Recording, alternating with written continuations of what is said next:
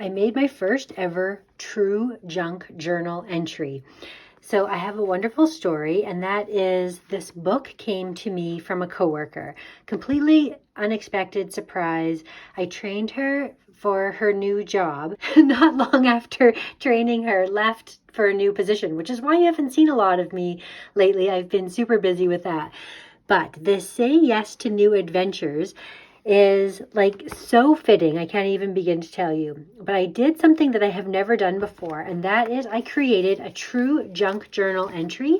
And this is actually created completely with junk, stuff that normally would go in the garbage. And in the past, what you've seen me do is create junk journals that are made with like scrapbook paper, or I've purchased magazines to rip them up, or whatever kind of thing might be. But this is truly, genuinely all of the things that were part of the gift. And that's what I wanted to share with you here today. So this entry, I first took the chocolate bar, and I actually have it right here. So this is an awesome like fair trade chocolate bar that was part of the gift. I opened it up today, and she'd given this to me like quite a few weeks ago now. I'm surprised I still have it there, but I just loved this brushed paint and like the chocolate, and like everything about this was nice. And I actually wrote on the chocolate bar package. This was the card that she gave me as well. And this is the beautiful thank you card. And I actually tore off a piece from the back. I am going to cut this and then put this actually in a junk journal as well to save like the memories of what she wrote and everything inside. But that is right there and right there. I reused this tissue paper. It wasn't part of the gift specifically, but it was something that I had kept from a gift, and it was just so pretty. And because she gave me roses, this is the second part of the gift that she gave me. So first she gave me a gift, a water bottle, a chocolate bar, a cute little trinket dish, and this book. Then on my very first day of my new job, she left me flowers, which were roses. And so I thought, how perfect to take this wrapping paper that I had been saving and making it sort of the backdrop here. Then I took the paper that was what the roses were wrapped in. I kept that and I tore it and I put little pieces of it there.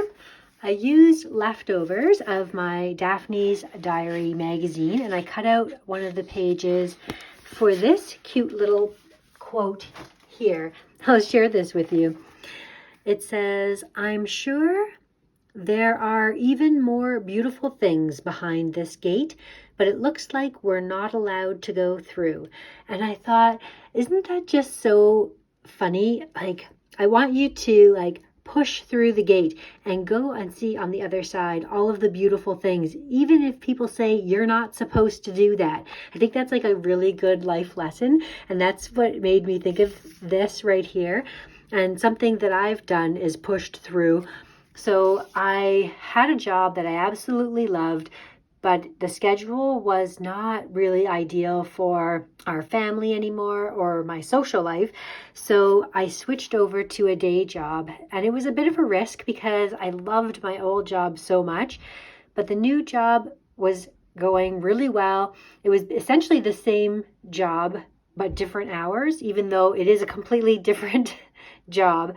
I had to take a pay cut to do it, and when I decided I was going to work during the day, I actually was offered so many different jobs, and I finally settled on the same one that I was doing after hours, but during the day.